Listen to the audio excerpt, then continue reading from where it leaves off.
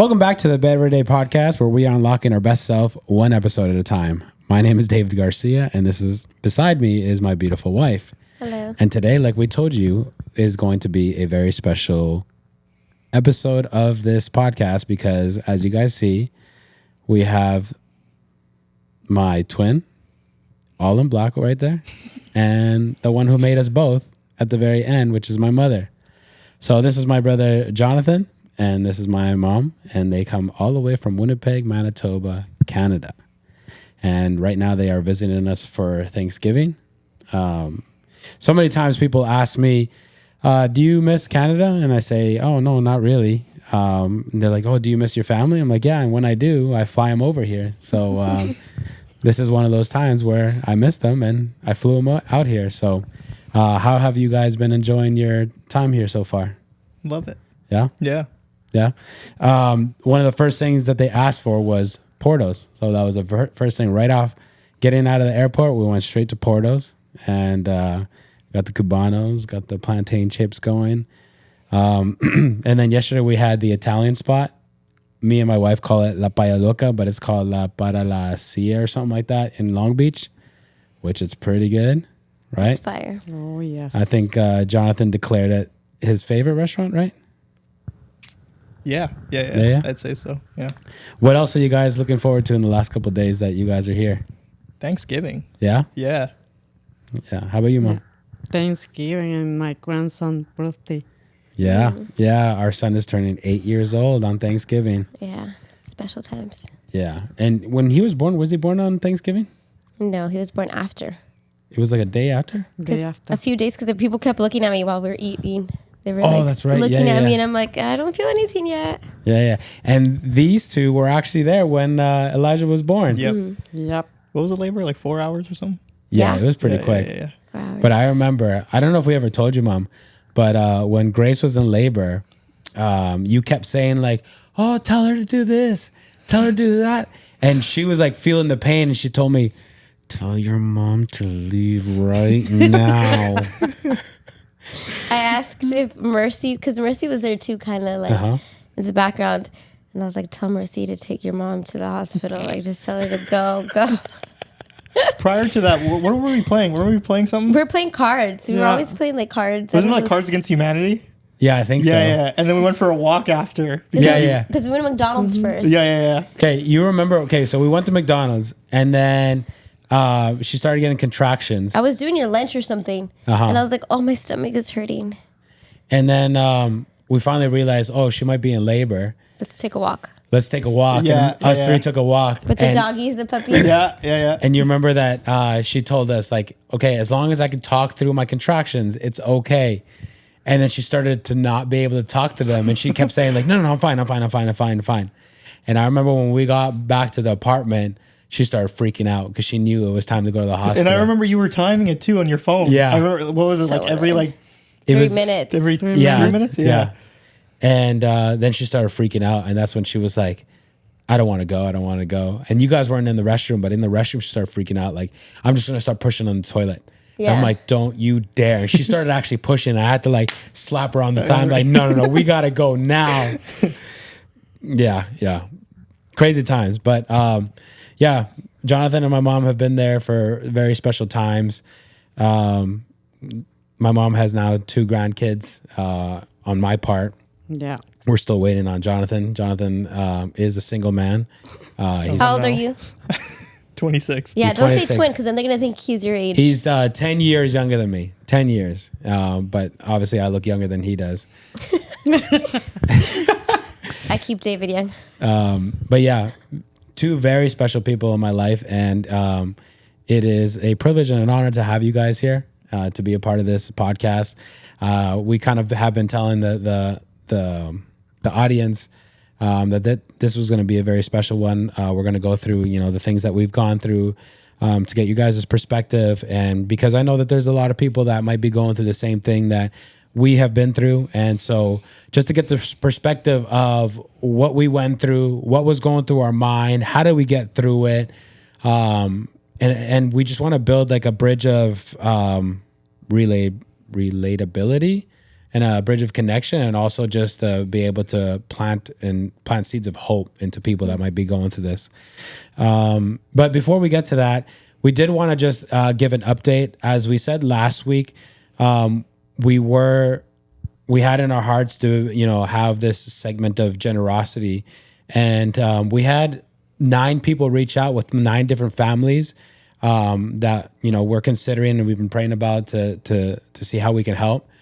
But the really crazy part is, as we put out this announcement, we had 2 anonymous donors give a pretty hefty amount. And now me and my wife pledged $500, but now we have a total of $1,700 that will be able to help those 9 families. So the plan as of right now, which is Wednesday the 25th at 8:27 p.m., is to be able to help all 9 of those families. It's not just going to be one family. We're going to be able to, we are planning to plant a seed of 500 into one family, believe a seed of 300 into another family, and then the rest will be dispersed amongst the other families.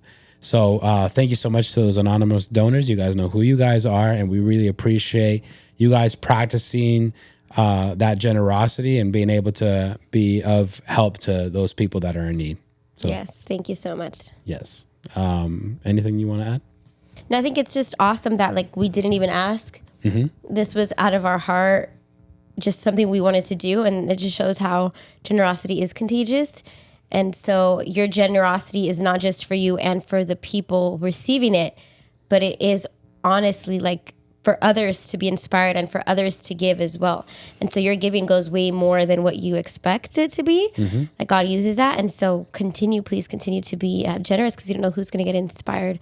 And this is how we are the hands and feet of Jesus, with our actions, not just our words. So it's so awesome that we can get to help more than one family, which is way more than we expected. So yeah, and it moves us to be able to see people's hearts to want to help people. It's just such a beautiful moments and situations where we see other people being inspired and just helping those people. And I know that those people might be right now praying and asking God for some sort of blessing, some sort of sign that, he's seeing them, that he's hearing them. Mm-hmm. And we're believing that this is basically those answered prayers. And so, we're just grateful to be able to be used by God to be able to be blessings to other people. Yes. So that being said, we can move on to today's episode. So today, as you guys know, I've shared a little bit of the testimony, that me and my family have gone through. We've gone through domestic violence. It lasted about 3 years. There's a lot of craziness that happened. There was a lot of dark times that happened. And today we just want to talk about that. Grace hasn't really experienced the same thing, and so I'm sure that she has some great questions for us in regards to an outsider's perspective. Why did it go that way? What could have been done differently? So on and so forth. But yeah, so maybe you want to start with a question. You should have prepped me. You said you had a bunch of questions. I was joking. Let's see. First, I would say I kind of want to know each of your guys' perspectives, because I'm sure it's all different. I've heard obviously a lot from you as the older brother on how your mindset was to protect Jonathan from seeing the harsh realities of it. And so I think I'd like to hear from Jonathan did you see your brother in that role? How did it affect you? How did you see from your perspective? Let's clean it up. What was going through your mind while we were going through those years of, let's call it darkness, right? What was going through your mind during that time? Was it simply why is this happening? Or was it you trying to understand what was happening? Do you feel maybe, because at the time, I believe you were maybe 12, 13, right? Yeah, around there. It was around there. And so maybe you feel you didn't fully grasp it, or maybe you did. So just give us a little bit of insight of what was going through your mind while all this was happening. Okay. You're really getting me to dig deep. Yeah. That's the whole point. All right, let me see. When it first started, I didn't fully grasp like the weight of it. You know what I mean? Yeah. Like when you're a kid and you're experiencing that, you're like, what is happening? You know what I mean? As I got older though, it definitely took a toll on me. And when you say older, like around what age? And then when you say it took a toll on you, like how so? So I think when I started high school, actually. Okay. So That was around like 12 or 13. yeah, it's something like 13, 14. Wait, hold on. Like 14. Okay. Yeah, I'd say 14, then going on to 15. Because it went on for a hot minute. Yeah. And the more it went on, the more it kind of just weighed on me. It was around that time when like I started slacking in school because all I really wanted to do was distract myself from the noise. And a whole lot of video games, whole lot of going through my phone, whole lot of like just slacking, basically, like whatever can like drown out whatever's going on. You were trying to unplug from the noise. Basically. Yeah. Just it was just a coping mechanism, basically. Okay. And then I was just slacking, and that didn't help too. And I got those thoughts where it's like, why is this happening to me? I was always told from a young age that you have to honor your parents, you know? Yeah. And that was always hard because I'm like, how am I supposed to do that when the person that I'm supposed to honor isn't doing something honorable? Yeah. You know what I mean? Yeah. And I started questioning everything. Again, like I said, the whole like, why is this happening to me? Why is this happening to the people around me? And one of the things that I always wanted to do was get involved, but I remember you were always trying to protect me, telling me like, don't get involved, Jonathan, don't get involved. Yeah. And I always wanted to just jump in there, you know what I mean? Yeah. Yeah. Yeah, it was one of the, again, the older I got, the more I tried to suppress it, eventually it just, I guess the pain just started growing and growing and growing. Like I suppressed it more, and Yeah. it just kept trying to come out. And it was one of the only moments of my life where to be honest with you, I just wanted to end it, you know? Like I had suicidal thoughts. I never ever wanted to act on it, but I definitely had the thoughts. Wow. It was like, I feel a certain way. I don't want to feel it anymore. If I end it all, I won't have to feel it anymore. Wow. But as a Christian, and I always try to keep, my Christianity strong. Not to say it was perfect or anything. I definitely slacked a few times, but the main thing that stopped me was I don't want to give benefit to the devil, so I'm just going to ride this thing. Wow. And that's what I did. And again, every now and again, it kept rising, and I kept slacking in school. I remember the counselor calling me, being like, "Hey, man, like, what's going on?" and this and that. And I didn't really know what to call it, but when the counselor was like, "Yo, you have anxiety," I didn't tell him the reason, like, why I'm slacking, why I'm going through what I'm going through. But he was like, "Dude, you have anxiety." And when I heard that, I'm like, "Me? Yeah. Ain't no way." Yeah. Like, no, I can handle anything. Like, I got this. Like I've mastered trying to suppress it. But in reality, it was just like a coping mechanism of me being like push it away. And yeah. Wow. So during that time, that's how I went. about it and how I try to distract myself, Okay. what I thought. All right. I have some questions, but Yeah. before we get there, Mom, before these 3 years, me and you had experienced this issue before. It had never lasted that long, and it was a different type. There was no drugs or alcohol involved back then, but we had experienced certain things. What was your mindset maybe when I was a young kid, and then when this whole thing happened with the 3 years? And you guys, actually, I say it's 3 years, but when I got married and I left, you guys still experienced more of it after that. So it was more than 3 years for you guys. Yeah. So what was your mindset when I was young and this happened? Did you think, okay, maybe he'll change? And what was your thought process of let me continue going forward, Primeramente, gracias por invitarme.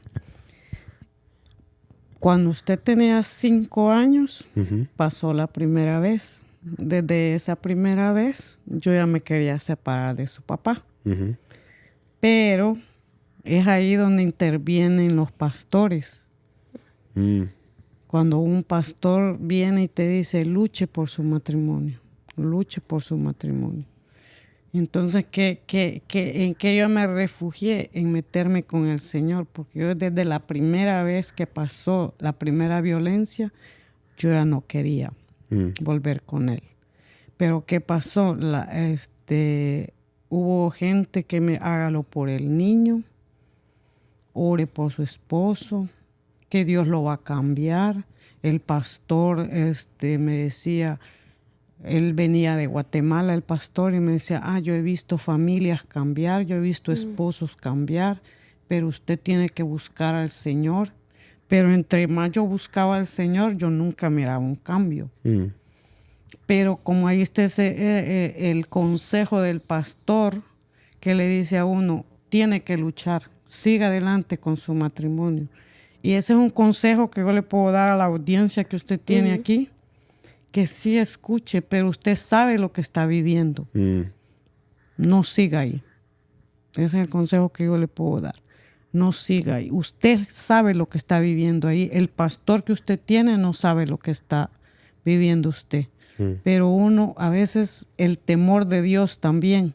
¿Será que Dios le agrada esto? ¿Será que Dios le agrada que yo me separe de él? Entonces, uno ahí, no, que Dios aborrece el divorcio. Sí, pero Dios tampoco quiere que uno sea esclavo del maltrato. Yeah. Wow. Y un hombre narcisista, porque eso es lo que yo describo, que era su papá, un narcisista, cuando él se hacía siempre la víctima de todo. O sea, yo tenía la culpa de todo. Entonces el consejo para la audiencia, si hay alguna mujer que está pasando eso y su esposo siempre se hace la víctima y nunca reconoce su error, nunca lo va a reconocer. And when we went through everything together, when there was drugs and alcohol involved, what was your mentality in that point? Eso fue mi momento, mi peor momento. Primero, yo me sentí culpable me sentí culpable en el punto de que él me acusaba de algo. Yo me sentía culpable porque yo le había contado los problemas al pastor. Y dije, yo no debía hacer eso. ¿Qué es lo que he aprendido ahora? Si usted no le tiene confianza a su pastor y si sabe que su pastor no es un hombre de confianza para ministrarse con él, no le cuente sus problemas a un pastor. Vaya al Señor. Eso es lo que he aprendido yo ahora. Allá no contar mis problemas al pastor, porque uno no sabe que si es de confianza ese pastor. O sea, vaya al Señor. Y si usted ve que está sufriendo demasiado, que hay maltrato físico, maltrato, el maltrato verbal, todo ese abuso no se puede permitir. Yo digo hoy en día, si yo me vuelvo a casar, yo no voy a permitir eso. Y yo le aconsejo a cualquier mujer que no permita ningún maltrato físico, ni verbal, ni emocional. Y financiero también, porque ese es un abuso financiero también. Cuando usted, o sea, usted es el que ministra el dinero, pero le dice, yo soy buen esposo porque yo soy el que proveo en la casa. Pero a usted no le da ningún dinero para gastar. Yeah. Porque eso no que nos reíamos ahora con Grace, que su papá a mí me daba $20 para ir de compra. Pero él se iba a gastar todo el dinero al casino. Porque él agarraba el dinero para su deleite. Yeah. So you're saying that for the 3 years or more, it was guilt that made you keep going. And do you feel like you allowed that guilt to really like have a root in your life? Because I feel like some people might have guilt, but then they go like, I mean, this one, whenever she has like guilt, she'll say like, I'm sorry. And then I remember back when we first started getting married, like I was more toxic and I was like, okay, you're sorry, but like show me that you're sorry. Do something. She said, she would look at me. She said, okay, you know what? Like I felt bad. I said, sorry. That's enough. And I said, no, that's not enough. Like you got to show it. You got to show it. Like you got to show it different. I said, sorry. And that's enough. You know, and I feel like some people like, they would eventually get tired of being guilty. Like, okay, I said sorry. Like, what more do you want me to do? But like, do you feel like you allowed guilt to really like take control of your life? Because I mean, to go through 3 more years of that, like, that's a lot of guilt. Okay. Cuando usted se vino de Canadá, usted sabe que yo me quedé con su papá por miedo. Porque él dijo que a usted lo iba a echar preso. Si no te quedas conmigo, y aunque él escuche este video, él sabe que es cierto. Y no tengo ningún temor. Que si no te quedas conmigo, meto preso a tu hijo. Entonces era amenaza tras amenaza. Entonces ya no se queda uno sino por el temor que le van a hacer a mis hijos. Porque ese era mi temor. Decía yo, David se va a ir a casar y si le hace algo, ya no se va a ir a casar. Porque él lo que trataba es de hacer un mal a ustedes, que él sabía que yo daba mi vida por ustedes. Entonces de eso se agarraba él.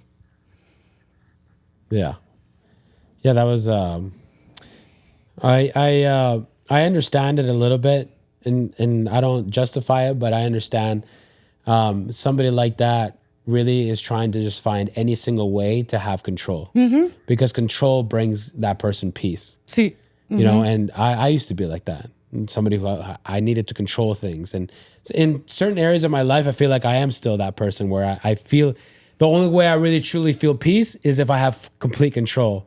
And like we've talked about it, like when somebody changes my schedule just out of nowhere, it gets me mad. It frustrates me. Why? Because I at least knew what was going to happen.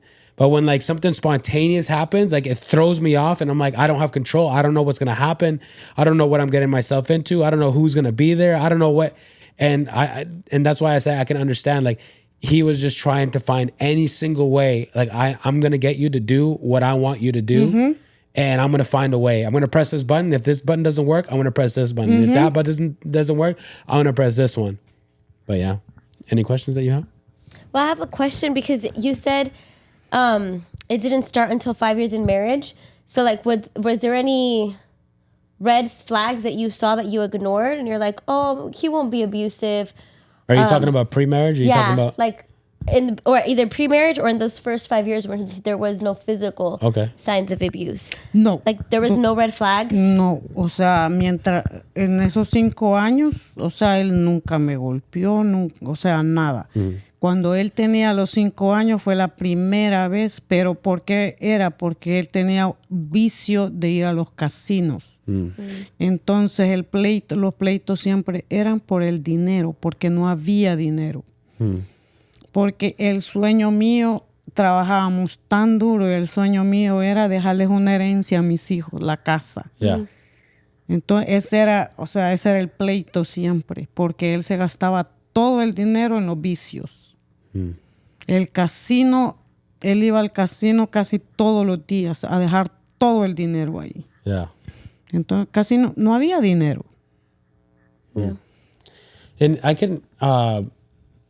never really thought about it until right now, but now that I've kind of been in the investing world, and times are really changing right now. And one of the biggest things that are like really going up is people gambling, because right now it's so easy. Now you don't even have to go to, because I remember before, if you wanted to gamble on a game, you had to go to like a 7-Eleven or something, and you had to like put in your write down what you wanted and how much.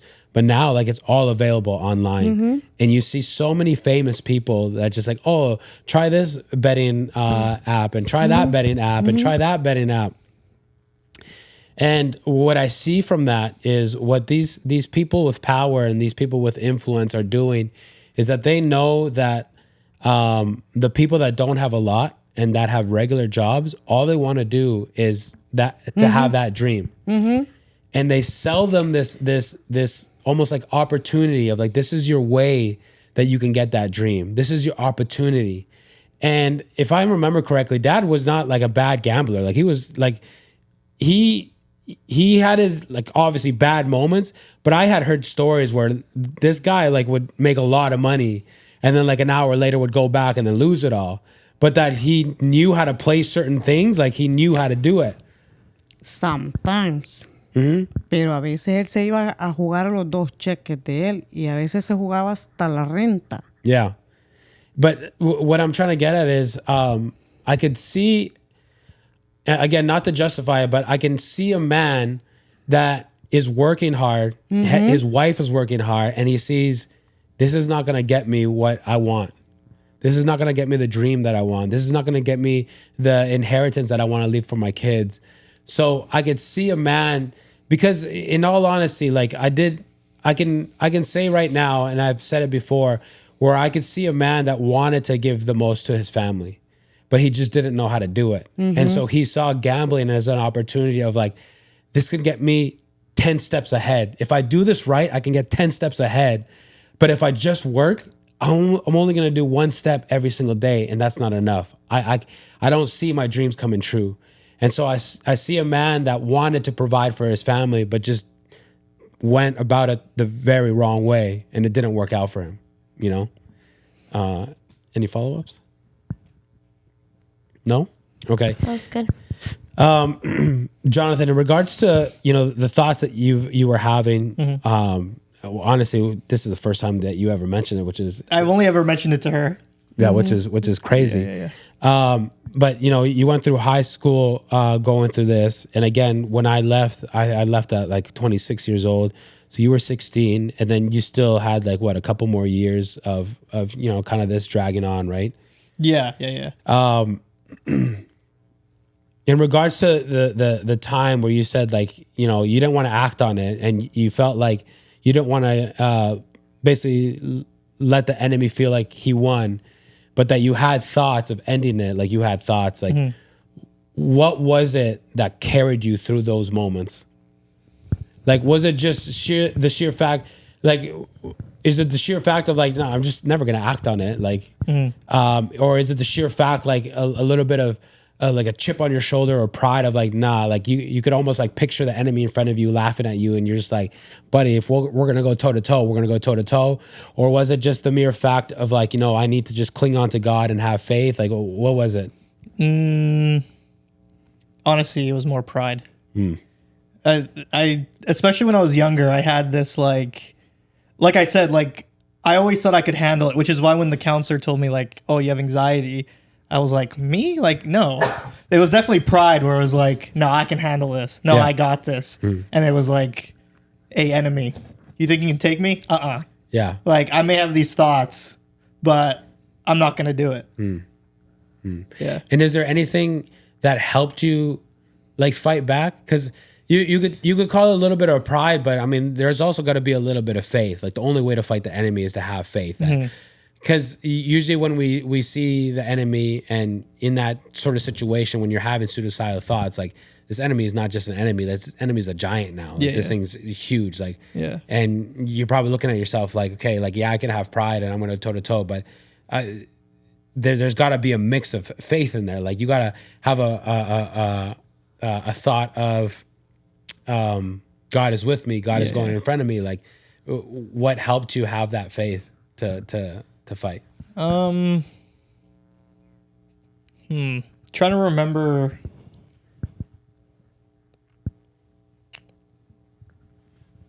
I'm not sure, man, because I had like glimpses, you know, like you read something like the Bible or something, or you go to church and you get that like that little extra oomph. Yeah. I guess every now and again I get that little extra oomph. Okay.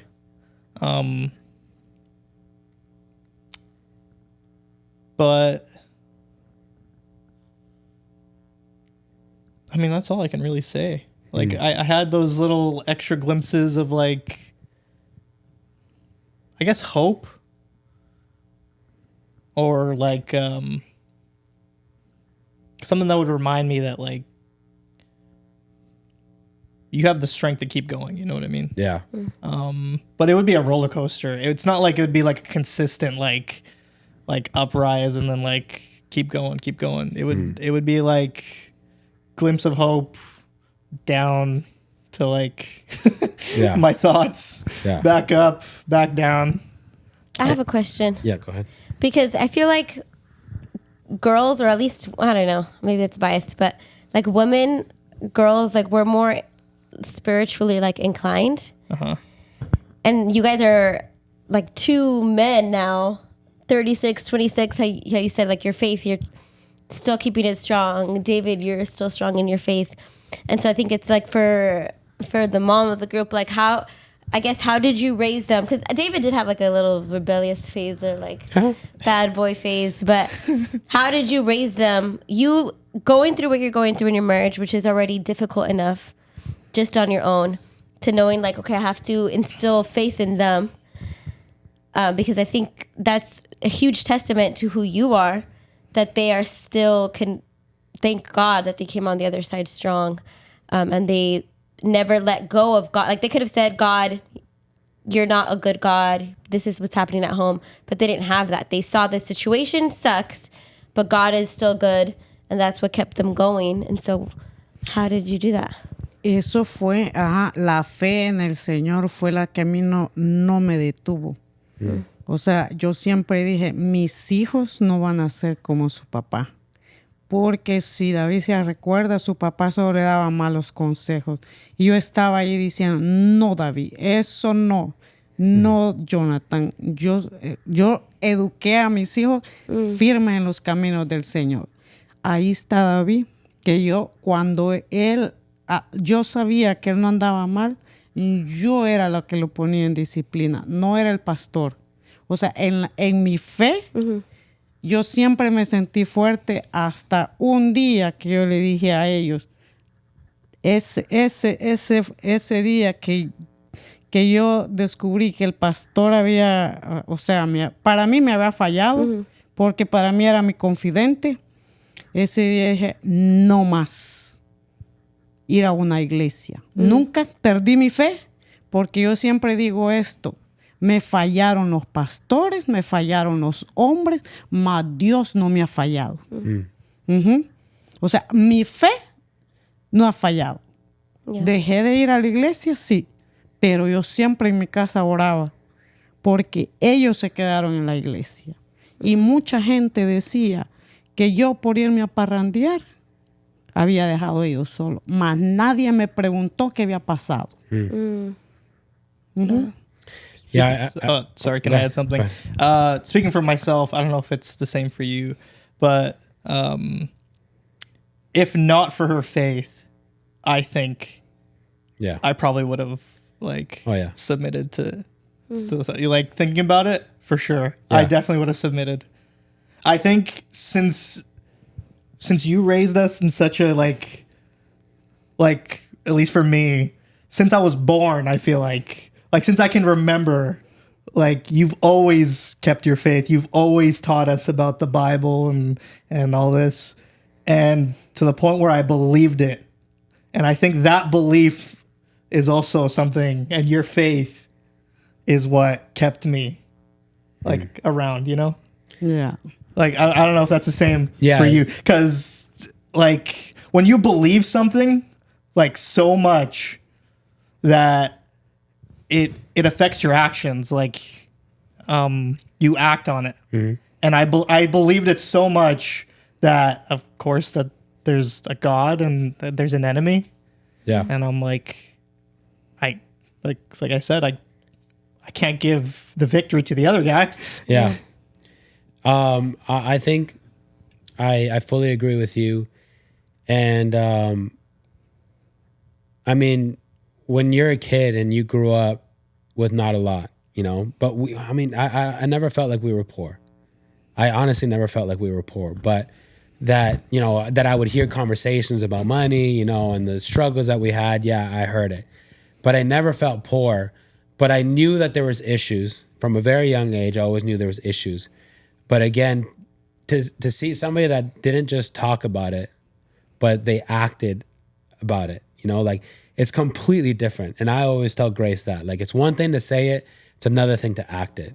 Actions speak way louder than any words. And, you know, like, I mean, we have our stories, you know, like we used to take the bus to go to church.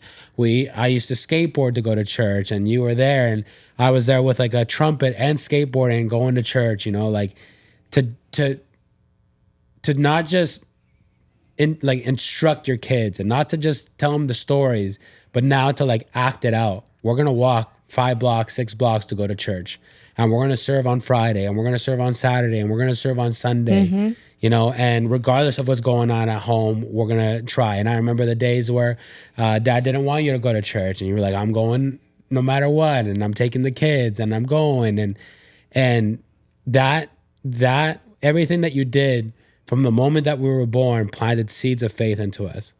And you did exactly what the Bible verse says, which is basically like plant the seeds, and even though your kids might stray away, they're coming back, because there's no way that they're not coming back. And I was a perfect example of that, because there was a time in my life where I was all over the place, but eventually there was no other choice but to come back, and to come back full. So yeah, I think that is something to admire you about 100%.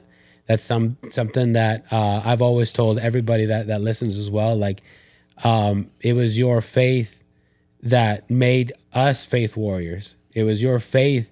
Like, there was no way to say like, oh, my mom has no faith. There's no way. And, you know, like you, and the fact that you went through everything that you went through. And I do remember you were like, I'm praying, I'm fasting, I'm worshiping, I'm doing everything possible, and it's still not happening. But then the next day you'd wake up and you'd be like, I'm praying, I'm fasting, like I'm doing everything possible. There was no way to have doubt. And it brings me to, you guys have seen The Chosen, right? The little James scene. Oh, right. Yeah. Like where little James goes like, why haven't you healed me? And he goes, Jesus tells him like, basically what's worth more? The guy who gets the healing and like, okay, you get to run off and say like you got healed, or the one that doesn't get healed or doesn't get what they want, and you still continue moving forward and you continue to serve. That was you. You didn't get what you were asking for. You didn't get what you were praying for. You didn't get what you were fasting for. And that's not to say that you shouldn't be praying and fasting, okay? But you didn't get it. And you kept going forward, you know? And there was that one time, yeah, like I'll never forget it when you were like, I'm done. And I was shocked. I couldn't believe what I was reading, because it was through Messenger that you told me I'm done. And I remember I was shocked. And then after I got angry, and I remember messaging you back, if you're not going to keep going, me and Jonathan are going to continue going. And that's where me and Grace have talked about it. It's almost like a baton got passed. It's like, I can't anymore.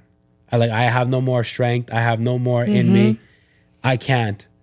And without you asking, like me and Jonathan grabbed and are like, we're going to continue moving forward. And that, again, all these actions that you took before and that you gave us the opportunity to take after, like everything has been seeds that have given fruit now and that have deep, deep roots in God, where we go like, there is no way that we can never say like there is no God. There's no way. Right. And I think the person that doesn't get their blessing, for people to know your story and they know that you never got your blessing, but you still serve, that brings up like some curiosity, and they go like, why are you serving then? Why do you still love this God? Like, how can you say that this is still a good God? And even though they have those type of questions, it always leads to, but if she's still serving, if she's still praying, if she's still believing, if she still loves God, there's got to be something.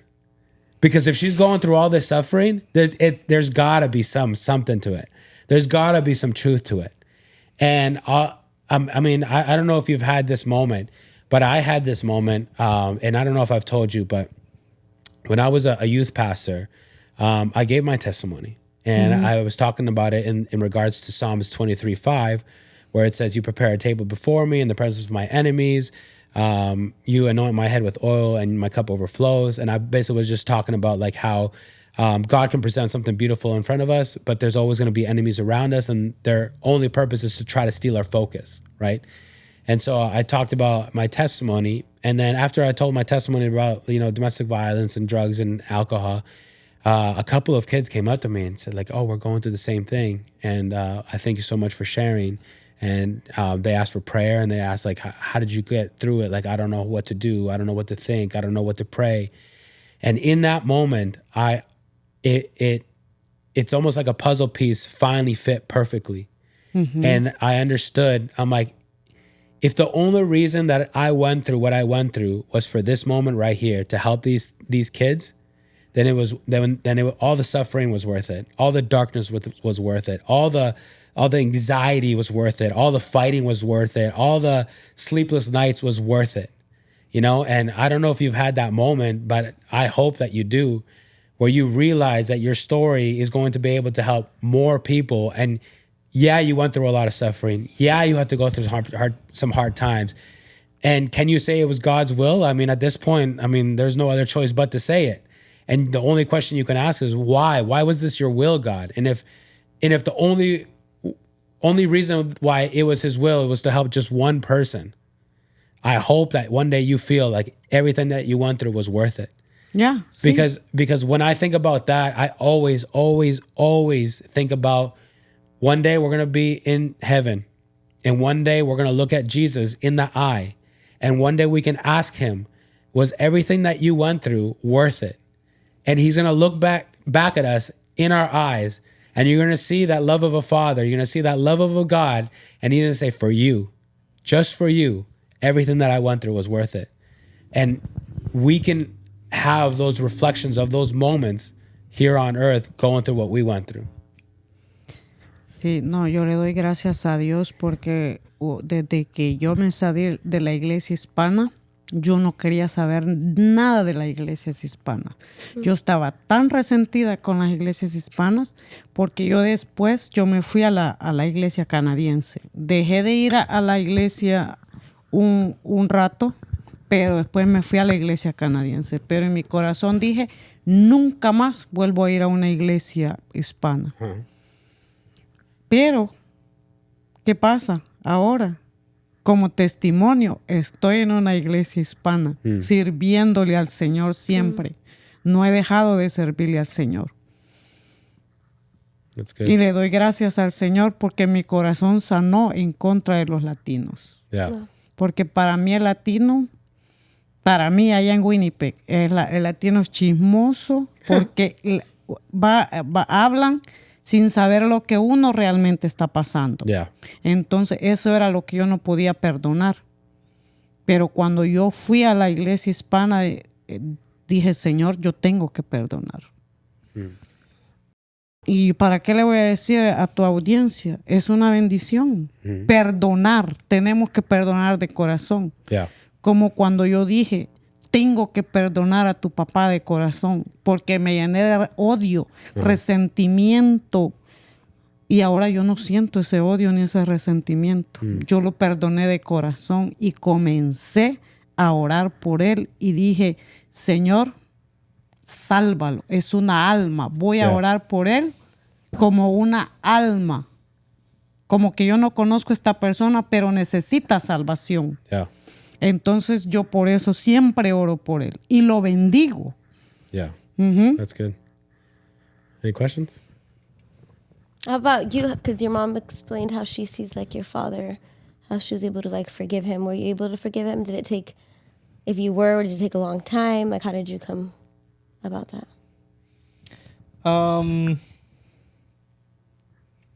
I did forgive him.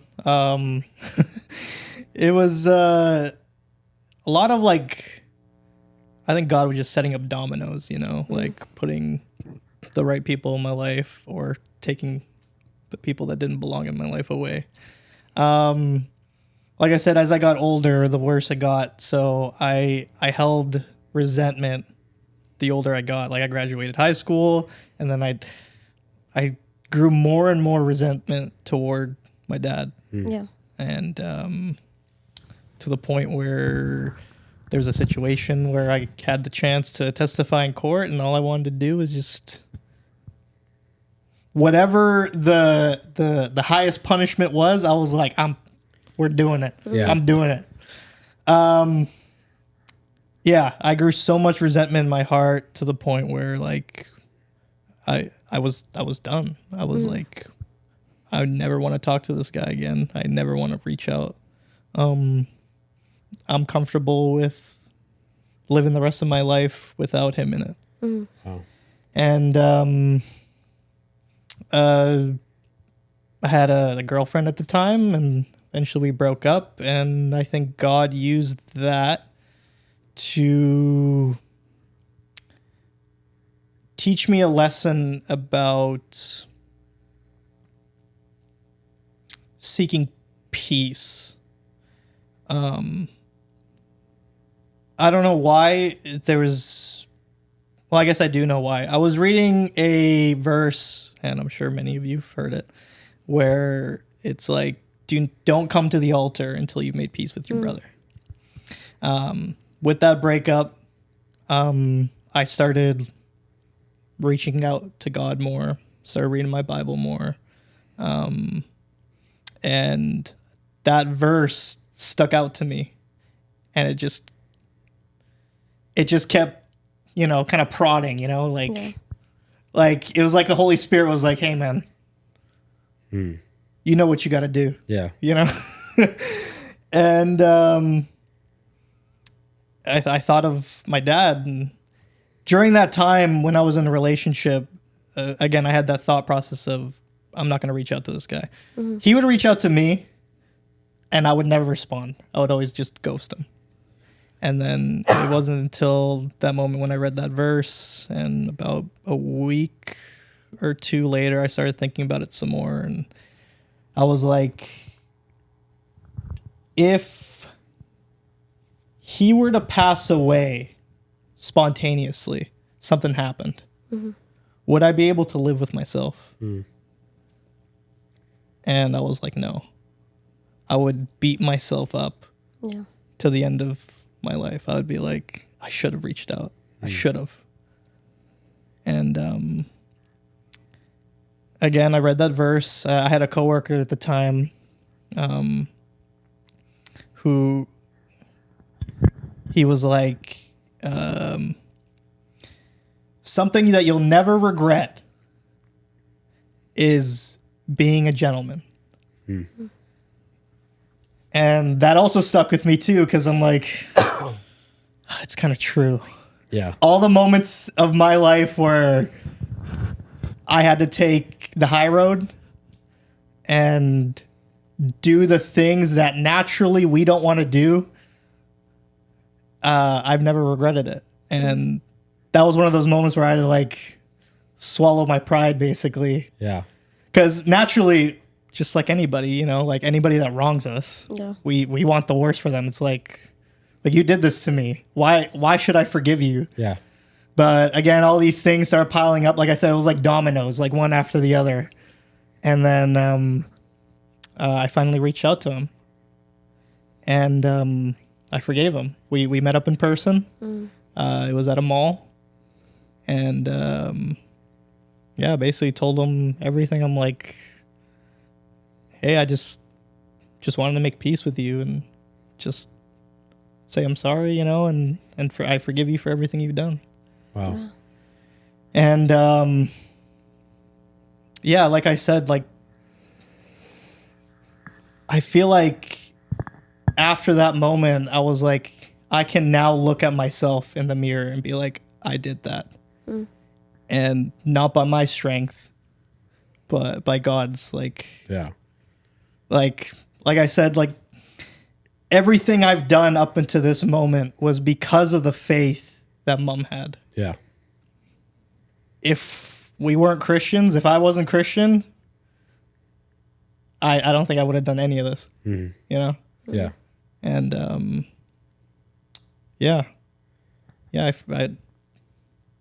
it was a pretty good feeling.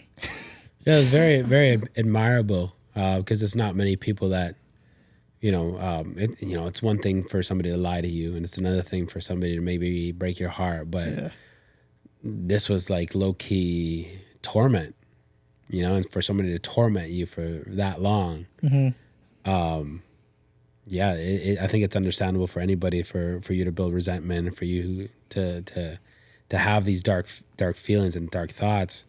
But for you to break through that, and make that decision and make peace and have that future mentality of like, because you said you asked yourself, like, if he were to pass away today, like, how would I feel? And for you to get that advice as well. Like the Bible says like the path is wide and it's like a lot of people travel it and that one leads to death, but it's the one that's narrow and harder to go through is the one that very few people go through, but that's the one that leads to life. Yeah. It's like, it's like the one path leads to that like immediate satisfaction. Yeah. But the other path leads to, that temporary, that delayed satisfaction. Yeah. Like it's a world that we live in now. You know, everyone does the easiest thing, but the easiest thing feels good now, but it doesn't last long. Whereas the things that are hard, the things that take discipline, the things that where you have to fight your pride, the things that it takes a battle, those are the things that are leading to life. And you're living it out. So to hear your story, I think also brings a light of hope to somebody that might be maybe past some sort of torment or darkness, and they're maybe making them reflect of like, can I ever forgive? But you can. It's not easy. It's not easy, and he accepted the peace, but even if he didn't, I was prepared for that, and I'm like, I can still say that like I wanted to make peace with him. Yeah. Because so many times when we have resentment and we have things against somebody who's hurt us, we think that we have them in a cage. But when you really look in that cage, it's not them that we have in the cage. It's ourselves, and so it's liberating to be able to forgive.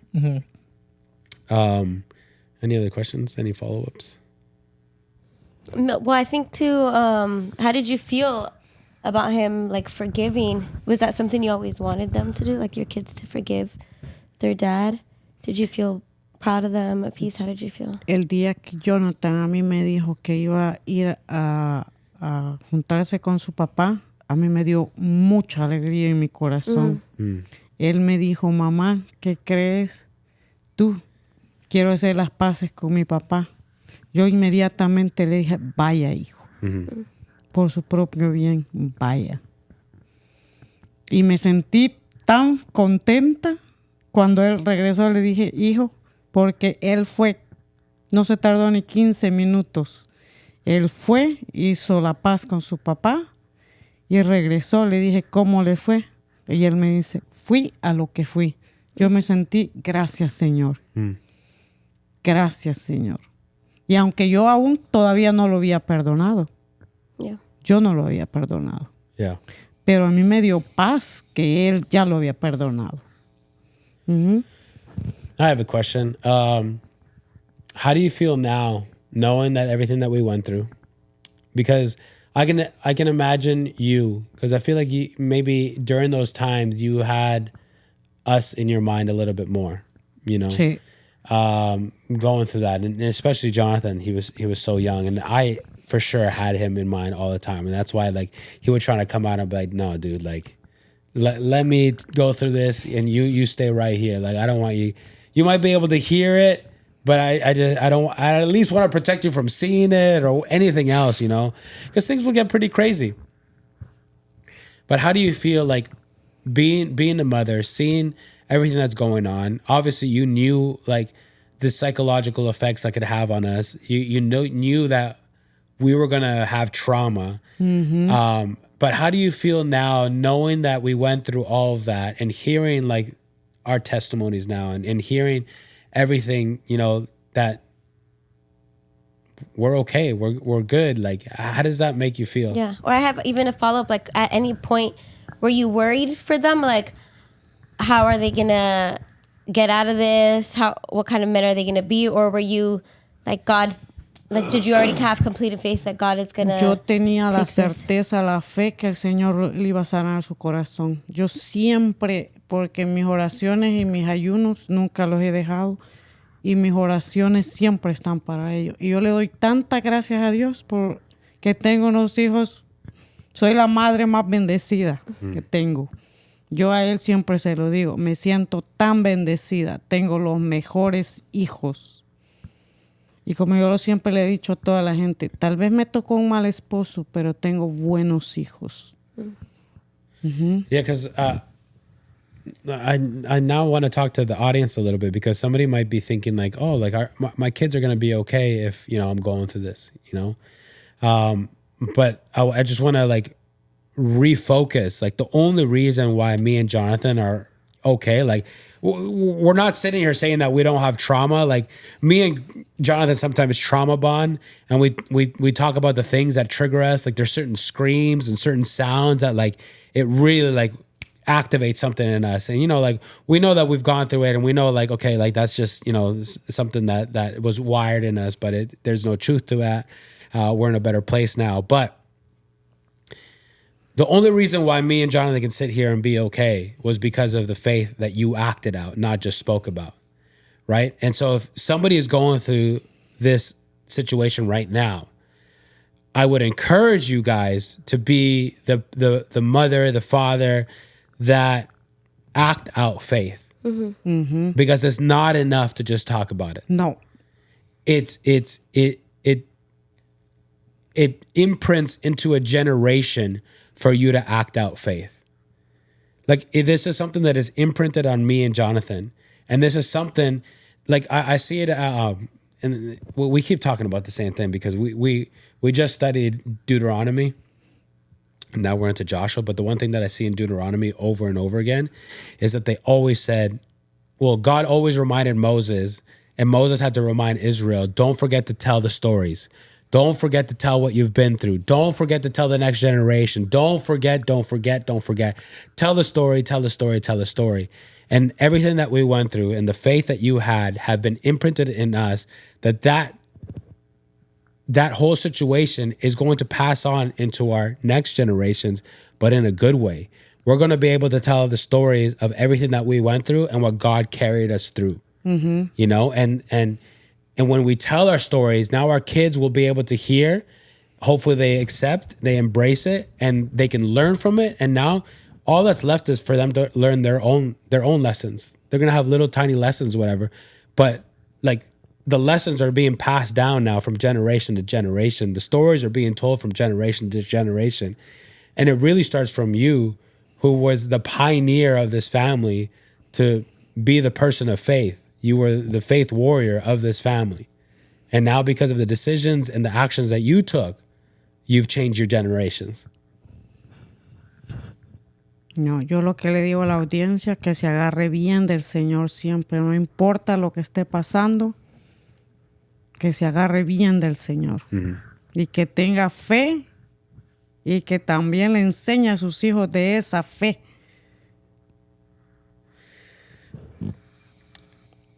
I think you had a similar question. I'll ask it.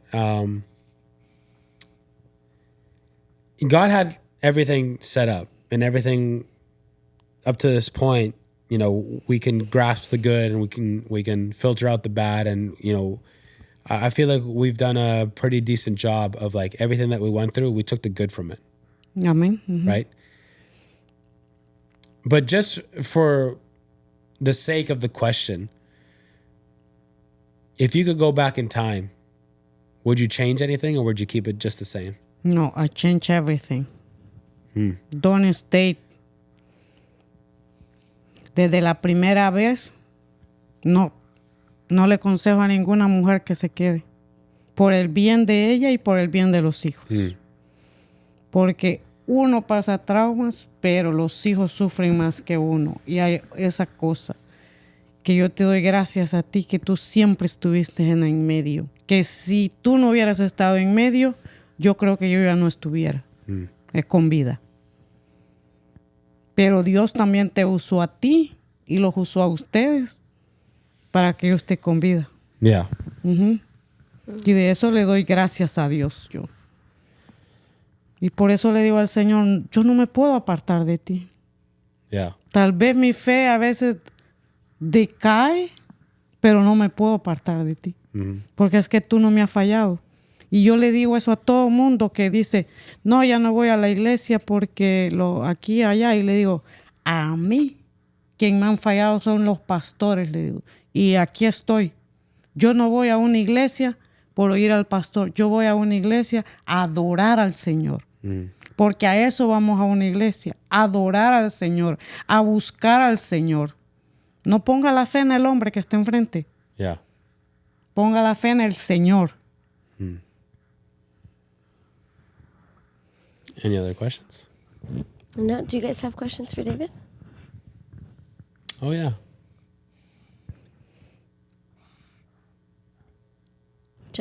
Questions. Jonathan's going to come up with a really Serious good questions question. only. I feel it. He's going to come up with a good question. What? No, at first he was giving this face like he was going to ask a joke question. No, un consejo que yo les quiero dar a ustedes como pareja también, que nunca le den ese mal ejemplo a los niños y que le siembren esa fe a los niños. Yeah. Porque esa es la otra generación. Esa va a ser el ¿cómo se dice? La estafeta que ustedes le van a pasar a sus hijos. Yo tal vez no hice bien el papel como mamá porque me quedé ahí, pero esa era una de las razones de las cuales yo no quería cuando yo salí embarazada de Jonathan, porque dije, ya mi niño David sufrió bastante y va a venir otro a sufrir. Y ese consejo yo no se lo doy a nadie. ¿Por qué? Porque uno soporta como adulto, pero los hijos, yo hoy me arrepiento. Y a cualquier mujer que me diga que está pasando cosas con su esposo así, no vale la pena. What do you guys think about, because mom is saying that she regrets it, right? Like that she wishes that she would have changed the story. But, you know, I told you guys, I did like one-on-one therapy. And one of the things that I noticed is I tend to change my story to be able, again, controlling. I tend to manipulate my story to make it the best outcome possible, right? And so when I see our story, I go, part of me, I feel like I don't wish that the story would have changed. Because again, if the story would have changed, then maybe I wouldn't have been able to touch those 3 kids with the testimony that I had. Yeah, you could say that maybe I could have had a different testimony, but when I look at our story, I go like, I take the good and I go like, yeah, there was parts that were bad, and yeah, we have some trauma, but we survived.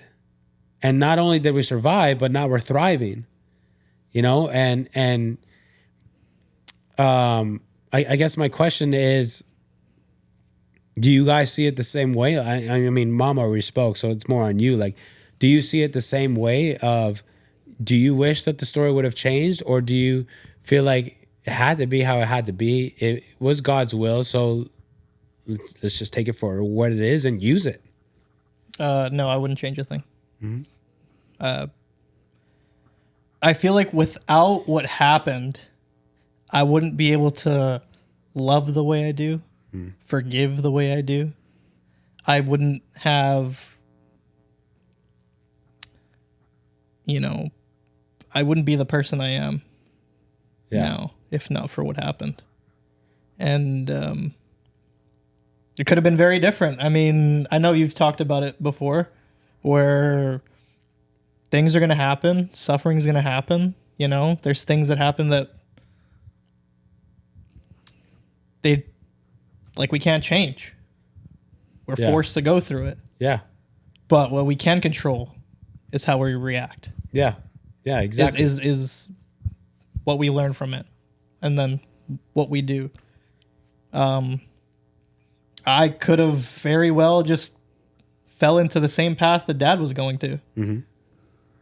But I saw what I saw, and I'm like, I need to be different. Yeah. I need to end whatever is going on here. I need to be the difference. Mm-hmm. The drinking habits, the drugs, whatever. I will be one of the reasons why it stops here. Yeah. Because, on Dad's side, there was history of all that sort of stuff. Mm-hmm. And I'm like, no, it ends. It's going to end with us. Yeah. It's a movie, by the way. I know. And I said that. No, I said it's that. It's a good movie. Y eso me da gusto a mí escuchar eso. Yeah. Porque no me siento culpable, porque yo me sentía culpable. Decía, mis hijos pasaron todo este trauma por mi culpa. Sorry, just to add on. I know you kind of answered it, but just from my perspective, because I said one of the thoughts that you go through is, God, why am I going through this? Mm-hmm. I feel like no matter what you're going through, in the moment, you'll be like, God, why am I going through this? But I think eventually the answer will become clear. Mm-hmm. I think sometimes it takes a lot of time. Yeah. It's definitely not going to be like that. It took years for us. Yeah. It took years for me to have that moment that I was talking about. Mm-hmm.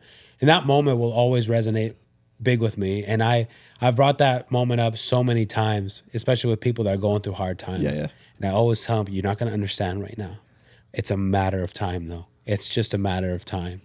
And when we talk about time, we see so many stories in the Bible. It took years for them to see things. Oh, yeah. Years. And our problem right now is, we live in North America where everybody wants everything fast. But it does, with God, it doesn't work that way. And I mean, you have that Bible as well that talks about suffering and be joyful in suffering because it produces endurance and it produces wisdom. Mm-hmm. And so even though you could have said, I wish I would have gone back and changed it.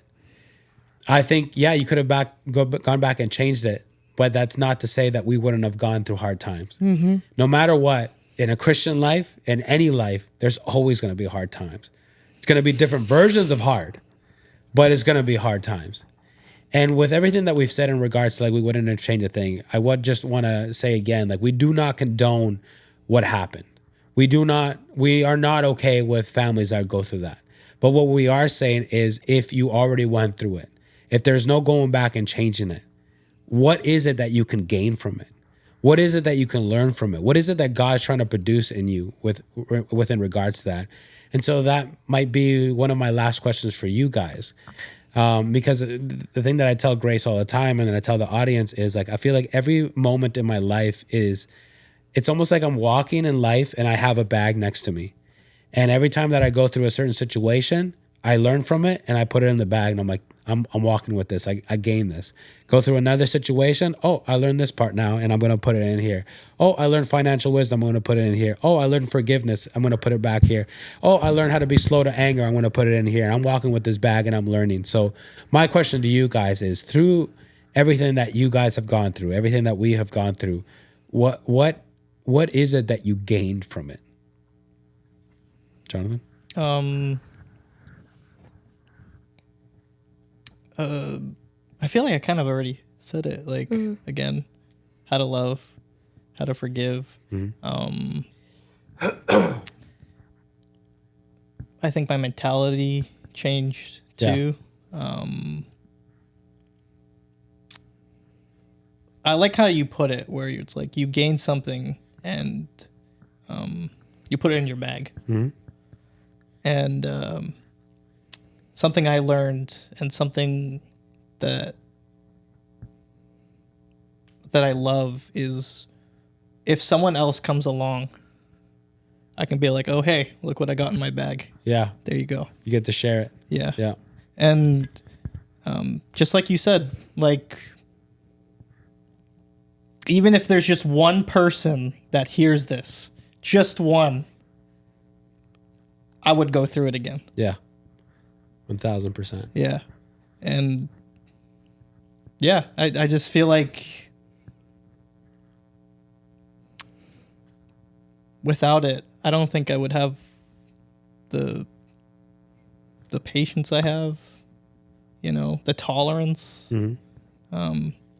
healthy tolerance, because it can be unhealthy. Yeah. Yeah, all these tools, just like, and I don't say this as like a brag thing, but to me, it's like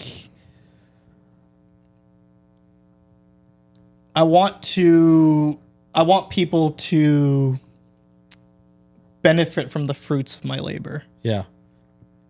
Had that not happened, I don't think I would have, had that mindset where it's like, if something's going to happen, let it happen to me so then I can pass it on to someone else. Yeah.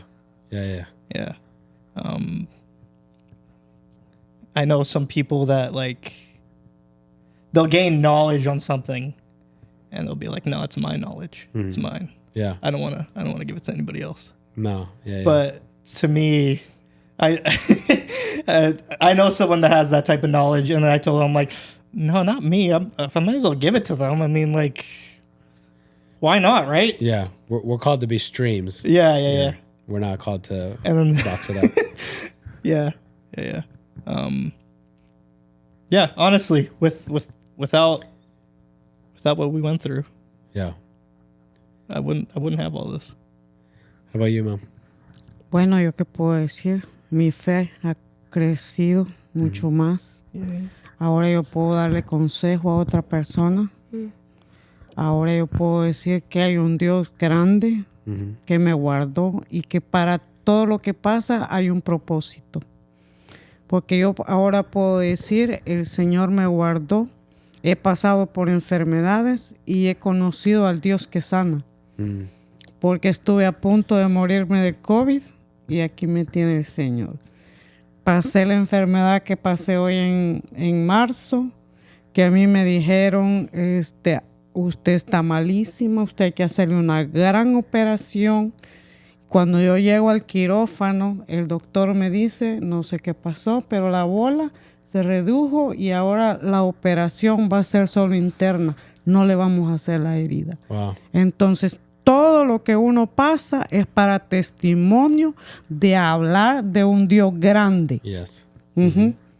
Y entonces el Señor lo pasa por esos procesos para uno hablar del Dios grande. Yo no le puedo decir a una persona, Dios la va a sanar, si yo ya no pasé eso. Si yo le digo a una señora, tenga fe que Dios la sana, porque yo ya pasé eso. Yeah. Entonces, ¿qué es lo que me ha tocado ahora a mí? Mucha gente a mí me llama, ore por mí, ore por mí. Y aquí está Jonathan de testigo, que hay mucha gente que me llama. O sea, mi testimonio ha servido para otro. Yeah. Todo lo que los procesos que uno pasa es para que uno aprenda a compartir para aquel que no cree. Yeah.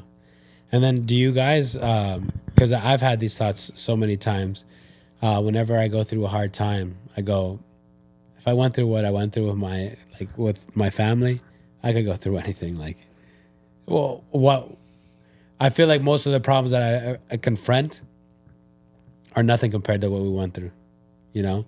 And I don't know if you guys have the same thoughts. But, you know, like when we go through certain problems, I always give the example of like, it's like looking at it through a microscope. And when you look through a microscope, it becomes big. And you're like, oh no, this thing is huge. But when we pull our heads away from the microscope, you go, oh, it's not even that big, you know? And I feel like so many times I catch myself and I go, David, just pull your head away for a little bit. Oh, that's not that big. Like, you know, it's almost like looking, like coming from people that go to the gym. It's almost like looking at 500 pounds and be like, oh, I got to squat this. And you remember, like, I squatted 1,000 before. I'm good now. You know, like, whoa, it looks like big, you know, but it's not that big. You're talking from experience? No. I've never done 500 pounds. But I'm just saying, like, when you go through hard things and you make it through by the grace of God, obviously, and by the power of God, like, you can look back and be like, no. If God got me through this, I can make it through this. No, pero una cosa que le voy a decir, a veces el Señor le trae los procesos a uno para que nosotros nos acerquemos más a Él. Porque si estamos confortables, no lo buscamos. Entonces el Señor dice, te voy a mandar esto para que te acerques a mí. Y a veces decimos, Dios, ¿por qué me está pasando esto a mí? No, ¿para qué nos está pasando? ¿Qué quiere Dios que aprendamos de eso? Yeah, and that's why I said I feel like now I walk around with my bag. And then whenever there's a situation, it's like, what am I going to learn from this? That's the first thing, you know? And that's what this podcast is all about, becoming better every single day, you know? And that's every single day there's a new process and there's a new situation that you can learn from. What are you going to do about it? How are you going to get better? How are you going to learn? I feel like every single situation, whether it's good or bad, you can learn from it, you know? Yeah. Sí, esa es la realidad. Anything else you want to add? Yeah, maybe, I don't know, of a correction or something that, like you said, and I'm just like, I don't know if that's theologically correct. Where you kept saying, like, oh, it was God's will. It didn't, like, sit well with me. Because according to, I just looked it up, Google, God's will. It says it's a theological concept, meaning what God wants or desires, encompassing both his ultimate plan for creation and his specific commands for human behavior. So I wouldn't say like it was God's will for you guys to go with that happened, because I think God's will is obviously for the family unit, for your father to be a good supporting father, husband. But I think it was like his redeeming those points and using how it says like what the enemy meant for evil, like he turned for good.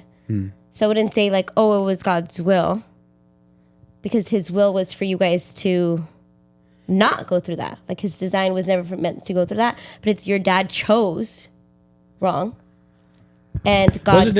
Is there a difference between, now we're going to get into theology, but is there a difference between God's will and God's plan? Because I will always go back to Pharaoh.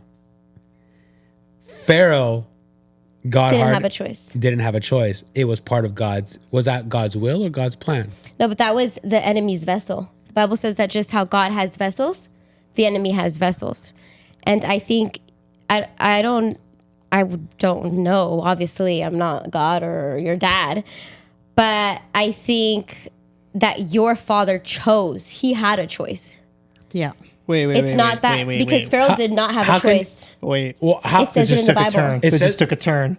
Hold it on. says it in the Bible, but Pharaoh did not have a choice. Wait. that was written for us. Okay, who's to say that? Your dad did not have a choice? Yeah, like, or that he did. Like, I think he did, but I can't. Can you say for certainty that he did?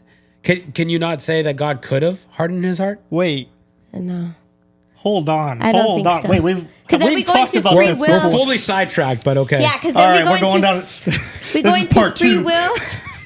We go into free will or not free will.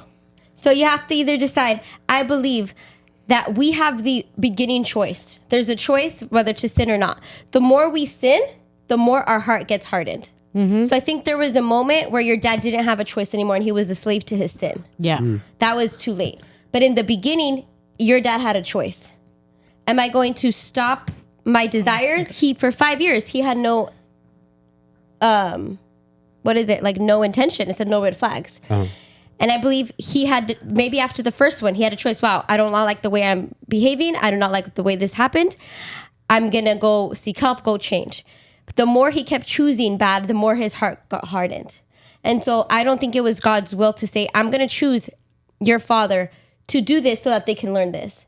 I think your dad chose and God redeems. He turns what the enemy meant for evil and he redeems those For the situations. sake of not arguing, I will agree with you. Right? Do you agree? No, 100%. Yeah, because it's like God's will. It's like God plans people to ruin marriages, to ruin families.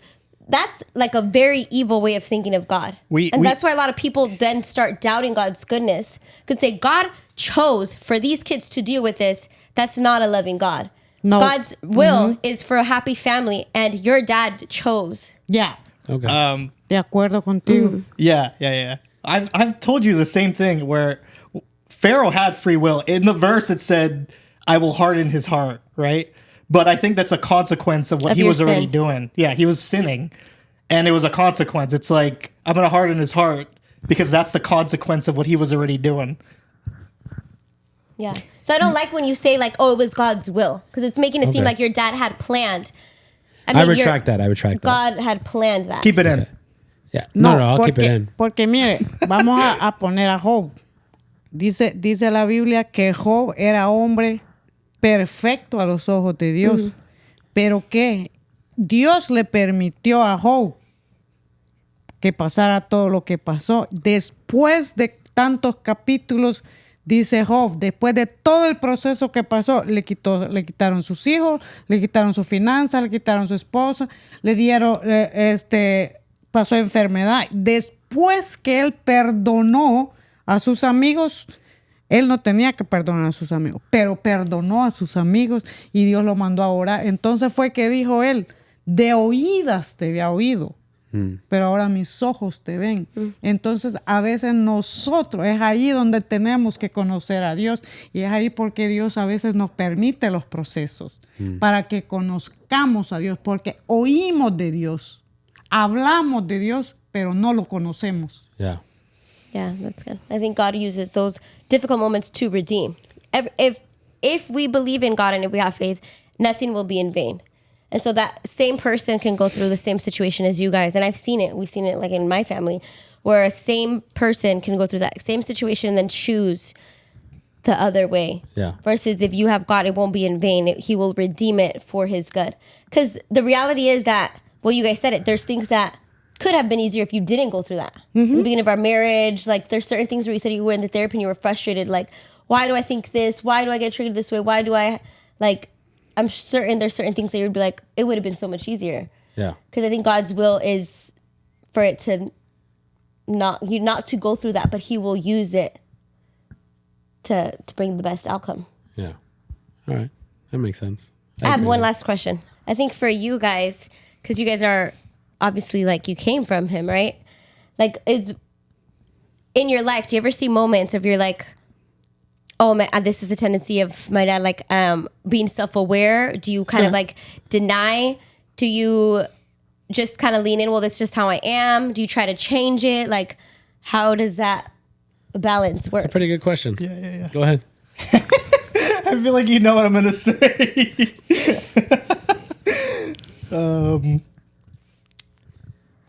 He was a pretty angry dude, and I get pretty angry sometimes. Actually, let me clarify that.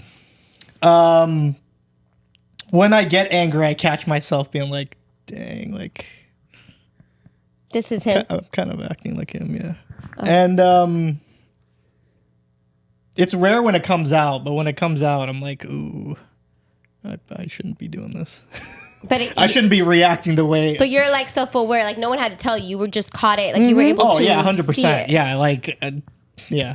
Because I feel like there's people who like deny or like, no, I'm not, and you know, like it's hard for them to see in the mirror and be like, No, like when my mom is like, "Oh, you got temper like a Garcia or whatever," I'm like, "Yeah, you're right." Like, it's not like I can be like, "No, like me, no." Yeah. No, I'm self-aware enough to be like, yeah, like sometimes I gotta just. Okay. But if you are self-aware about it and you know about it, what are you doing about it? That's a good question. When I'm gaming with you, absolutely nothing. Absolutely nothing. He lets you feel all the wrath. Yeah.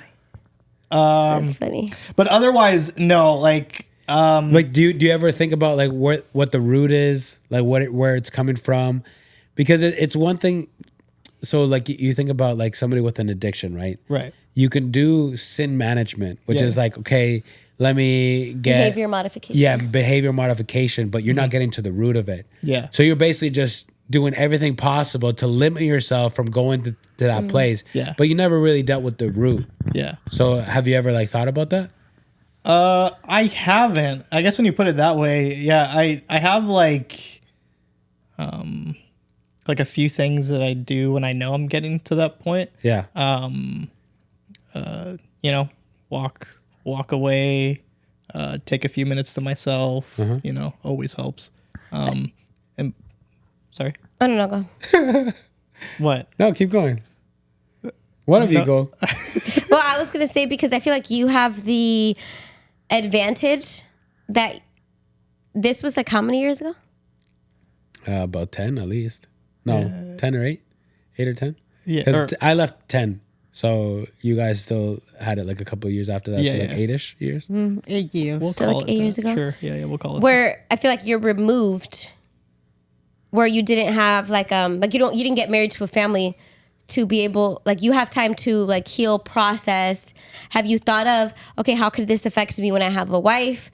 How can this affect me when I have kids? Because I feel like you have the advantage where again, you're far removed before you enter your next season, Yeah. that you have time to like process, think Yeah. about it. Like, have you thought about that? I have thought about like I said, like I do these things to Yeah. like counteract, and I'm like, I think what I'm doing is something that would benefit me if I keep doing it. You know, I have thought about it where I'm like I said, like I don't want to be like him. You know, Yeah. and I feel like, not to be like pointing fingers or anything, but like I feel like he would always act on it, and I'm like, I can't act on it. Now, as for the root question, I don't know. I don't know. It's something to think about because right now you aren't acting on it. But let's say you do get in a marriage, and sometimes marriages are tough. Yeah. And they Sometimes pick your buttons. sometimes they push your buttons. Like I mean, me and her have a bunch of stories at the beginning. I Like have lots of buttons. yeah, and so like, what if one day it's like, oh, she only pushed one button. Like I'm angry, but I can handle it. But what if one day she decides to press 10, and you're at the point of like, I'm about to burst. I don't know what's gonna happen. Like that in those moments is when you really start thinking about like, okay, there might be a point where I can't manage it anymore. Yeah. Because what you're doing is managing it, but you haven't uprooted it. You haven't dealt with the root. So Yeah. I would encourage you to start thinking about the root, because it's not until you deal with that you can actually maybe call it like live a life of like freedom from that. Okay. So let's talk about you. How did you? What you look nervous? Me? Well, because he said okay, he realized he was self-aware. Like no one had to tell him. Yeah. And so My tendencies was more like the controlling part. You know, Dad, yeah. but did you know like oh this is very similar. It took me time, but then I realized I'm like, oh, and that's why where there's a good amount of understanding when I think about, you know, like how my dad was and his tendencies. I'm like, okay, I understand where that was coming from. Like that he took it completely like in a toxic way, 100%. But like I can understand like when he was controlling, it's like, okay, he just wanted to be comfortable. Like he didn't want people messing with his peace. Yeah. And he was using any tools possible to have control of everything. You know, and I saw that with her. I remember at the beginning of our marriage, I tried to make her me. I didn't want her to be her. I wanted her to be me, because if there's two of me, it's a lot easier to deal with. Easier. Can you believe that? Yeah, because in my thought process back then, it was like, if two people think the same, do the same, I'm like, life is gonna be so much easier. And it wasn't until like when we did the couples therapy where I started realizing like, oh, I'm trying to completely control this woman and trying to make her something that she's not, and I have to accept her for who she is, and I have to see the beauty that if she's different, it's okay, because some of her strengths are my weaknesses, one of my strengths are her weaknesses, and together we become just a complete person. And so when you start looking at where that's coming from and why it's happening, and you can really get down to the root, that's when you can finally like, oh, I can let go of this. Like I don't need that much control. Like I'm not saying like I'm not a control freak still. Like there's certain parts of my life where I feel like control can be a benefit, right? Like in regards to finances, I'm a control freak. Like I have an Excel sheet, I put everything in, like I'm on top of everything. But there's a benefit to that, right? But even through the finances part, I've felt like our process has been really difficult as well. And it finally gets to a good point now, because I used to be like, you have $25 a week and that's all you get. That's all you get. You go more, don't. And like, I remember we would have fights and she would leave to go to shopping. And just because she knew I was going to get mad, she'd be like, $500 spent. What are you going to do about it? You know? And so my thing was controlling, maybe like a little bit of like the addictions, but I never felt like I really had an addiction. It was more like kind of like coping mechanisms, where I'm like, okay, what am I really running away from? And when you start realizing those things, just like, oh, okay, like there's things that I don't want to deal with. And even like going through the 101 therapy, there was a lot that I realized like, oh, I have an attic in my internal house, and I have a box in there and I haven't dealt with.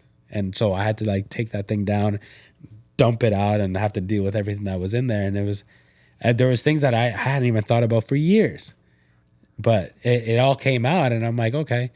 But yeah, I guess those are my tendencies that I've at least self-aware about. Because in the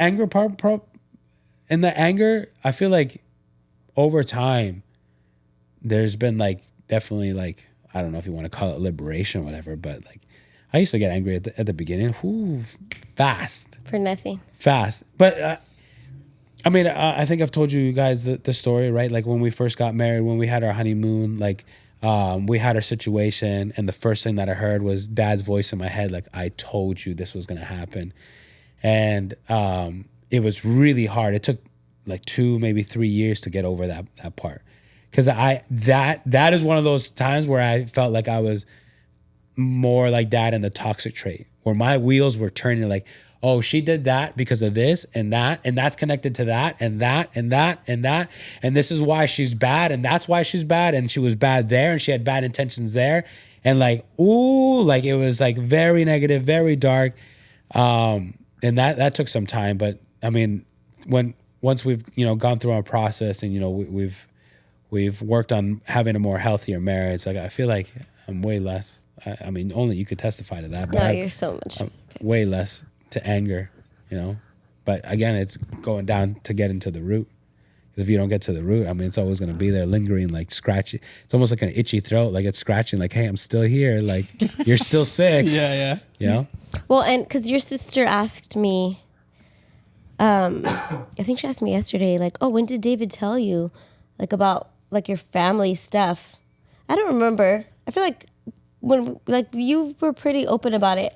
But do you think, I guess for people listening, or even maybe Jonathan, like do you have to like preface it, like tell them like, hey, this is what I'm coming with, this is what I've gone through? Like, do you have to make sure your wife can handle like your healing? Like, what does that look like?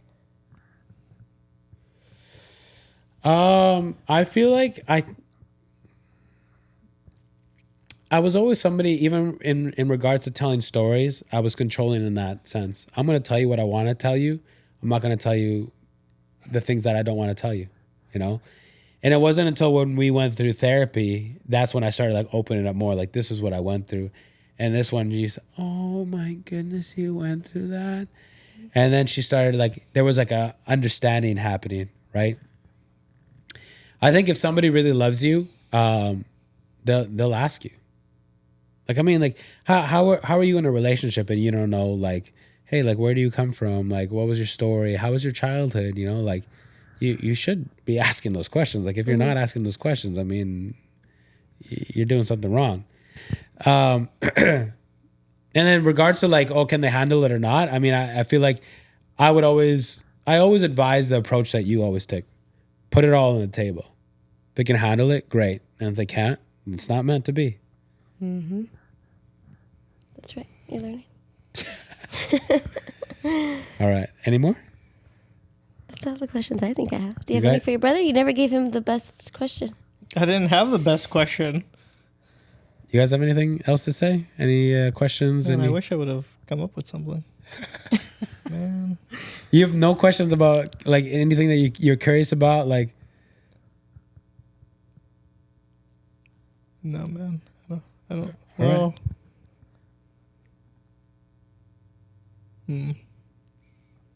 Are you gonna reach out, or are you gonna, or are you gonna wait for him? Bruh. Just dropped the question. So he's asking if David is going to reach out to his dad, because David has not talked to him for quite a while. Okay. Well, I mean, you're twisting my hand to be open and transparent and vulnerable. Yeah. Safe space. So when I picked them up from the airport this time around, that was the very first thing that they talked about. Jonathan's had a relationship with him for a couple of years. Roxana just started talking to him, and she's like, "Oh, it went great. You know, it was a great conversation. He said so many beautiful things." And my sister is very blunt. She's very blunt, and she doesn't like beat around the bush. She just goes like, "When are you gonna do it?" And then she explained, you know, why she did it. And she said, I did it because I don't want anything to happen to Dad, and one day think like I never tried, and so I want to try. And when she said that, this is a conversation that I've had with Grace many times, because almost like every Father's Day she goes, "You're not gonna talk to your dad?" Really? And she goes, not every Father's. It's not Father's Day. Almost every Father's Day, or like at least once a year, she goes, "You're not gonna talk to your dad?" Same thing. I'm from the perspective of like, I want him to feel like he tried everything. Mm. Like, I don't want for that like to be the thing where it eats him up. Like, if I did, what would have happened? Mm-hmm. And then you know, she brings up like, "You're not gonna talk to your dad," and she goes, "Our kids are never gonna know their grandpa," and I'm like, dang, you hit him with that? Yeah. Dang, what the? I'm pretty blunt too. And I mean, I don't know if I've shared it here, but I've definitely shared it with Grace, and I've shared it with you guys as well, where I feel like I have already crossed that bridge of, did you do what you had to do? You know, some might agree, some might not agree. But you know, that feeling, or so I feel right now, but that feeling of, if something were to happen, would I be in turmoil? I don't think so. And the reason is because, I mean, everything that we went through, I feel like I continued over and over again to build a bridge. Although we went through all that torment, in the midst of the torment, there were so many times where I could have just turned my back and just been like, nah, I'm not dealing with this. Like there was times where he would cry out for help and I was there to help. And it was very awkward situation, let me tell you. Like I'm not going to give you the details, but there was very awkward situations. And I was there when he cried for help. In the time that he looked me in the face and screamed in my eye, like in front of me, and he said, I hate you at the top of my lungs, I'll never forget. And this was only the Holy Spirit. Because if it was me, this was never have gone this way. But I do remember there was something that I felt that I had never felt. And I don't think I have ever felt since then. That I felt something come over me and I looked him dead in the eye. And again, this could only be the Holy Spirit, but I looked him in the eye and I said, it's okay if you hate me. No matter what you do, no matter what you say, I will always love you. And that was something that I felt and I meant to my core. Although it was torment, and although there was times where I was furious, and although that those situations caused anxiety that I had like through the roof anxiety, like to the point that I felt nauseous, like that I felt that I had to vomit from so much anxiety that I had. The times that it was like 3 or 4 in the morning and I would hear my mom scream at the top of her lungs and I was awoken and I knew that I had to get out of bed and run to that room. Mm-hmm. Like, even though through all that, I know that I never closed the door. And even though the very last thing that I got from him was a letter that I never read. I read the first line and then I ripped that thing up. Because the first line was, everything is your fault. And I said, oh, heck no, I'm not reading this. There's no way I'm reading this. Mm-hmm. Even then, there was, when Elijah was, I don't know, like 2 or 3 years old, he reached out. And he basically said, I'm sorry. I want to build a relationship with you. And I never shut the door. I was never even hesitant. I was never even like, I don't know, we'll see. I never waited 24 hours to message him back. The moment that he would email me or message me, I messaged him right back. It was a matter of minutes. And I'd be like, there is no problem. Don't worry about it. I already forgave you. You want to start a relationship? We can start a relationship. I only have one rule. Do not say anything about my mom. That is it. That should not be like a hard rule to follow. And we had about like a week's worth of conversations. He actually ended up sending Elijah about $300. And he was like, I want to meet them. Like, he was like, oh, I can't believe like you have kids. Like, I would love to meet them, have a relationship. And everything seemed okay. And then a couple of days after that, then he started, your mom this and your mom that. And I told him, I'm sorry, but what my rule was, and I'm sorry, but I'm not going to be able to continue this relationship with you. And I did tell him, if you ever come back and you change your mind and you're able to have like a healthy relationship, I am 100% here. And so when you ask me, will I ever reach out? As of right now, where I stand right now, I do not think so. In my head, and I don't know, it depends on the perspective. It depends on who you ask. But through my perspective, I feel like I do not have pride. I feel like the ball is in his court. Yeah. Mm-hmm. And like I said, like my hands and my arms are open to him. Because in the same way that you said, like the Bible says we need to honor our mother and our father. And I feel like in the way that I can do that, the limited way that I can do that is my arms are always open. My door is always open. En eso es lo que yo siempre le digo a él y le digo a Roxana. Si él realmente ha cambiado, él va a venir a ustedes. Yeah. I mean, and then when Grace asked me, like about the kids and stuff, I think maybe in this regard, I don't have a lot of grace, and I will be open and transparent about that, because when she asked me, our kids are never going to meet their grandpa, like that grandpa, and the only grandpa that I can picture is the man that I knew. And I'm like, if that's the only man that is there, I'm okay with my kids not meeting that person. If that day ever came, as a father, I feel like I would have to do everything possible to protect my kids. Yeah. And so I would have a relationship with him as first, and it would have to be a pretty lengthy one first, and then we could introduce the kids and stuff. What's your opinion on that?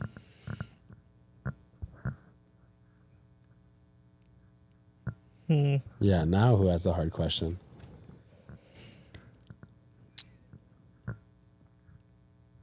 I think it's a respectable decision. That's a safe answer. Give you a real answer. It Like is. you don't agree, like you would be like, if I'm in your shoes, I wouldn't do that. But I can see why, because that's what I hear when I hear you say that's respectable. I hear, I like that for you, but I wouldn't do it if I were you. That's what I hear. No, I'm putting myself in his shoes, like David's shoes, Yeah, so you're saying like if I were you, and putting myself in his shoes. okay. Like my logic has always been kind of like his. The door's open, like no matter who you are, no matter what you did, the door is always open. Mm-hmm.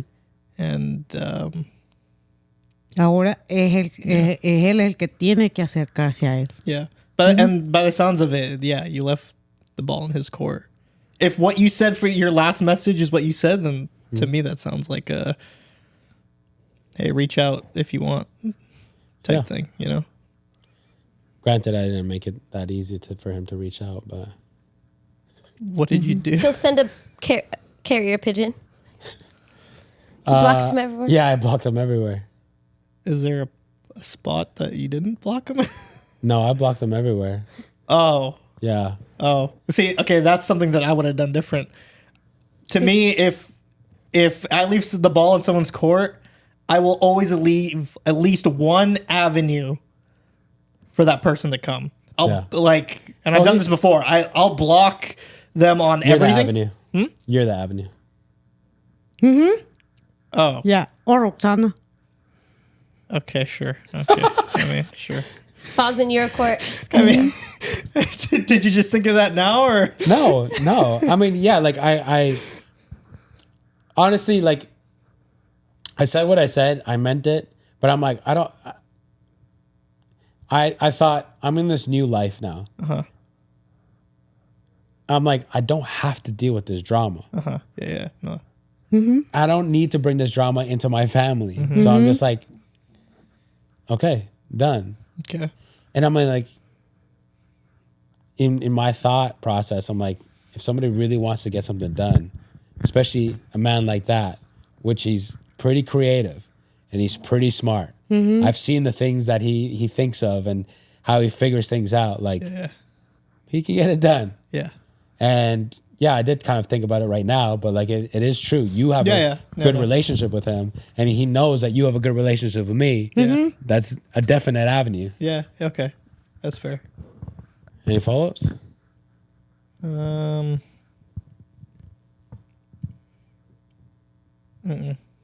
No? I wish you would have told me this. I get a chance to ask questions. Well, we just, as we think about it, we just do Oh, it you just impromptu. in the Yeah. We're spot? natural podcasters. Come on, Jonathan. Get on our level. No. That's fine. But No. the whole, I really, first of all, appreciate you guys, being a part of the podcast. I appreciate you guys being here. Appreciate you guys being here with the family. I love spending time with you guys and seeing you guys. Nosotros también. And I appreciate you guys being a part of this episode, because I know that our stories are going to be able to help many people. And I know that your perspectives are also going to be able to help people. Hopefully from the things that we've talked about here, people can get strength. People can have a connection with God. People can realize, okay, I need to take steps of faith. And people can see that you could make it out of very dark times. And dark times, like, that didn't just last a weekend. Like, they lasted years. Así es. You know, and again, many times we don't understand why we're going through what we're going through, but it's a matter of time before you do. And when you do, and I feel like most of the times, the reason why we go through is to be able to help somebody else. We're here to serve. Yeah, exactly. And Yeah. there's learning opportunities and everything. And so, yeah, I appreciate you, Ben. Appreciate you guys. And this is the last episode of the year. You guys were the last episode. Oh, snap. Yeah. Nice. Yeah. So my plan is to hopefully edit this and finish it by tomorrow. And I won't have any clips probably anytime soon, but hopefully this episode will go up on whatever this next Monday is. So right now it's the 25th of November. So I believe it would be The second? this 1st or 2nd of December. This episode will be out, and that will be the last episode of this year. And then we will be back sometime in January. So we want to wish you guys a Merry Christmas, a Happy New Year. And I don't know if it's offensive, but as Kevin from Home Alone says, Happy New Year, you filthy animals. No, I'm just joking. I'm joking. Bruh. Hey, that's my favorite. That's my favorite Christmas movie. No, it's Home Alone 2. It's so good. That's right. But yeah, we hope that you guys enjoy your time with your family. If you guys need any prayer, let us know. If you guys resonated with this episode, please comment, like, share, subscribe. And if you guys have perspectives for the things that we said, I know Grace challenged us a little bit. I know we challenged each other a little bit. So if you guys have any perspectives, please put it down. Reach out to us. And yeah, we love you guys, and we will see you guys in 2026. Bye. Bye.